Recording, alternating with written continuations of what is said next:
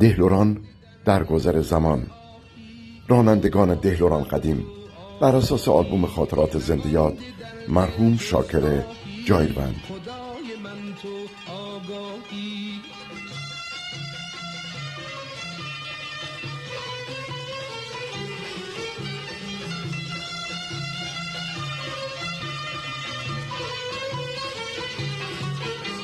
نوای جان سوزی دارد صدای ساز من امشب، خبر ز حالم تو نداری، نشسته اندر تنهایی، سرود غم دارم بر لب، برای درد بیقراری، نمانده در دل جز آهی، خدای من تو آگاهی، نمانده در دل جز آهی، خدای من تو آگاهی.